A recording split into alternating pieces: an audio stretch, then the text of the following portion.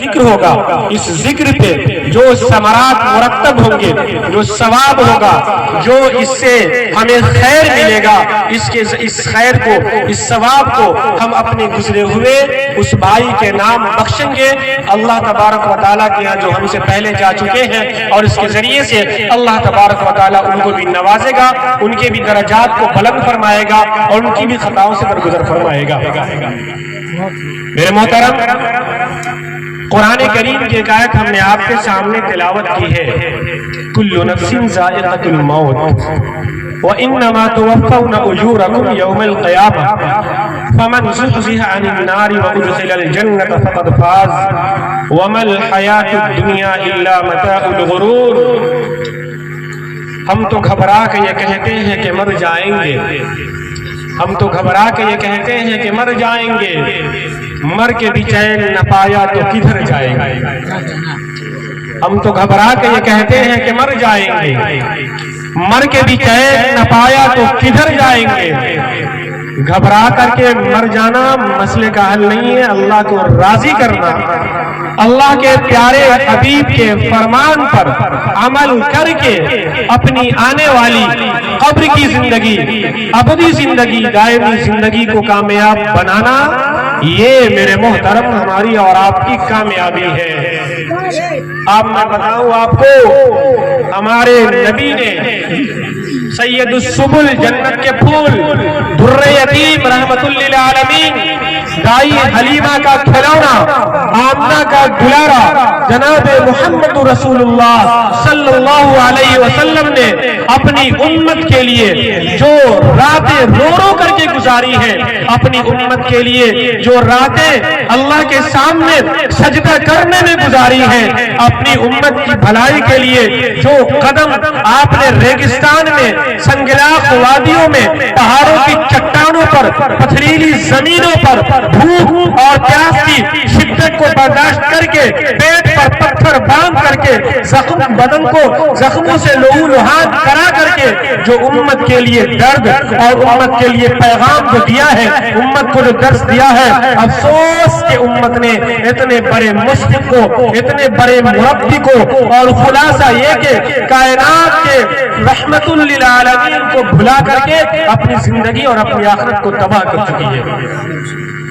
جس دور پہ نازا تھی دنیا، ہم وہ زمانہ بھول گئے، غیروں کی کہانی یاد رہی، خود اپنا فسانہ بھول گئے، اغیار کا جادو چل ہی گیا،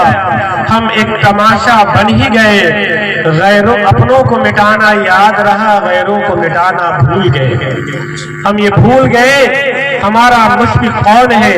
ہمارا دوست کون ہے، ہمارا مربی کون ہے، ہمارا غمخوار کون ہے، ہمارے غم میں تڑپنے والا کون ہے، ہماری حالت پہ آنسو بہانے والا کون ہے، ہماری حالت دیکھ کر کے بے چینی کس کو ہوتی ہے، کرب کس کو ہوتی ہے۔ اسی منظر کو دیکھ کر کے کسی شاعر نے کہا کہ اظہار عقیدت کے دھن میں جو آنکھ ہمیشہ روتی ہے، اس آنکھ کے آنسو کا قطرہ قدرت کی نظر میں موتی ہے۔ جو رات شہیدی نے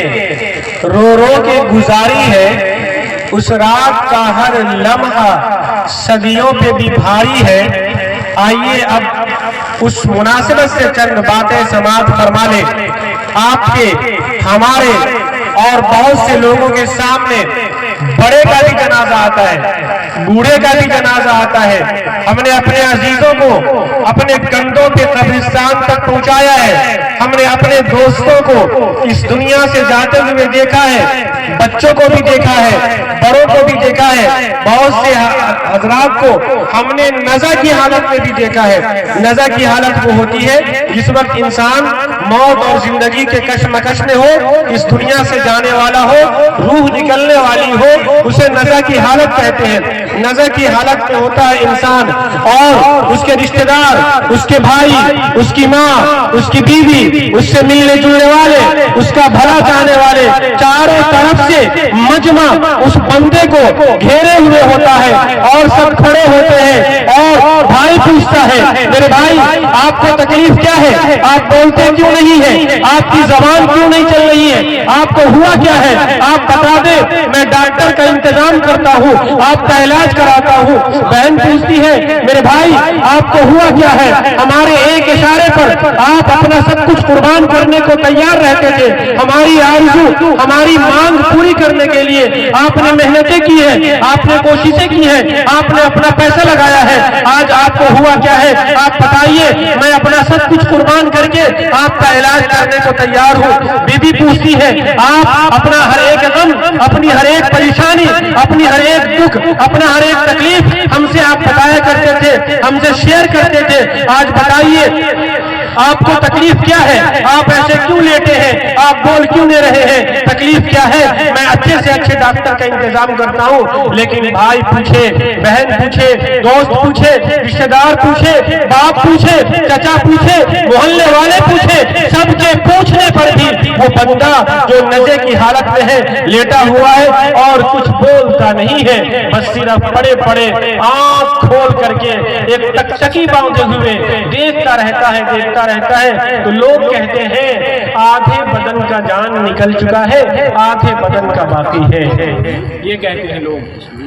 लेकिन मेरे मोहतरम, जिस हालत को देख करके आप परेशान हो रहे हैं, जिस हालत को देख करके आप ये समझ नहीं पा रहे हैं क्या हुआ, बंदा लेटा है बोलता नहीं है, सारे पूछने वाले पूछ रहे हैं बोल नहीं रहा, बीवी की बात का जवाब नहीं दे रहा, भाई की बात का जवाब नहीं दे रहा, मोहल्ले वाले पूछ रहे हैं बोलता नहीं है, बहन पूछती है बोलता नहीं है, भाई पूछ रहे हैं कुछ बोल नहीं रहा है। इस मंजर को कुरान करीम ने आज से 1450-1500 साल पहले बतला दिया है। तुम्हारे ऊपर ऐसा वक्त आएगा जब तुम लेटे होगे, आंख खोली होगी, बदन होगा, देखोगे, बोल नहीं पाओगे, सुनोगे, बोल नहीं पाओगे, लोग पूछेंगे, बोल नहीं पाओगे। कुरान करीम का फरमान है फलौला इज़ा बलगतिल हुल्कूम व अंतुम हीनइज़िन तंज़ुरून, जब रूह तुम्हारे हलक तक पहुंच जाएगी, जब जान तुम्हारे बदन से निकलने लगेगी, उस वक्त तुम्हारी हालत ये होगी व अंतुम हीनइज़िन तंज़ुरून, सिर्फ तुम तकतकी बांधे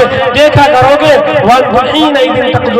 तंज़ुरून, देखोगे, कुछ बोलोगे नहीं। अल्लाह का फरमान है नहनु अक़रबु इलैहि मिनकुम वलाकिन ला तुबसिरून, उस वक्त हम उस मरने वाले बंदे की शहरत से भी ज्यादा करीब होते हैं, लेकिन उसे उसका इदराक नहीं होता है। वो वक्त सब पे आना है, हम पे भी आना है, आप पे भी आना है,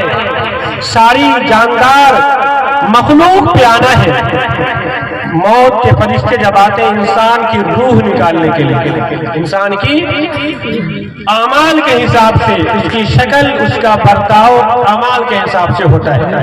नेक लोगों के लिए अच्छी भली शक्ल, मानूस शक्ल, ऐसी शक्ल जिसे देख करके डर खत्म हो जाए, जिसे देख करके वहशत खत्म हो जाए, जिसे देख करके दुनिया से जाने की तमन्ना बढ़ जाए, जिसे देख करके दुनिया छोड़ने का मन करने लगे। लेकिन अगर बंदा फासिक व फाजिर है, अल्लाह का बागी है, नबी का बागी है, अल्लाह को नाराज करके जा रहा है, नबी को नाराज करके जा रहा है, ऐसी डरावनी शक्ल होती है, इतना भयानक चेहरा होता है, ऐसी करक वाली आवाज होती है, उसे अफसोस होने लगता है और गोया कि वो कहना चाहता है हमें नहीं जाना, हम आबादी से वीराने की तरफ जाना नहीं चाहते। बंदे की जब रूह निकाल ली जाती है, रिवायतों में मैंने देखा है, मफहूम बताता हूँ, उसकी बीवी रोती है, बंदा देखता है, उसका भाई रोता है, बंदा देखता है, रो रहे हैं सब, और सारे लोगों की हरकत वो देखता है। रिवायतों में आया जब उसके जनाजे को ले जाया जाता है, उस वक्त उसकी कैफियत होती है, अगर वो नेक है जल्दी ले चलो, इस तकलीफ की जगह से जल्दी आराम की जगह में पहुंचाओ, लेकिन अगर वो नेक नहीं है, अल्लाह का बागी है, चिल्लाता है, फरियाद करता है, मुझे कहां ले जा रहे हैं, मुझे कहां ले जा रहे हैं, मुझे क्यों ले जा रहे हैं, मुझे नहीं जाना, मुझे बहुत ज्यादा डर लग रहा है, घबराहट हो रही है, खौफ हो रहा है, इसलिए खौफ हो रहा है कि आइंदा जो उसका ठिकाना है वो उसकी निगाहों के सामने होता है। اور پھر جو لوگ جاتے ہیں وہ ہمیں مرنے والے انسان کو قبر میں مٹی کے نیچے دفن کر کے آ جاتے ہیں، اور آنے کے بعد جیسے ہی وہاں سے رخصت ہوئے 40 قدم بھی نہیں آنے پاتے ہیں کہ وہاں کے مراحل اور وہاں کی جو چیزیں ہیں وہ شروع ہو جاتی ہیں، سوال جواب کا مرحلہ شروع ہو جاتا ہے۔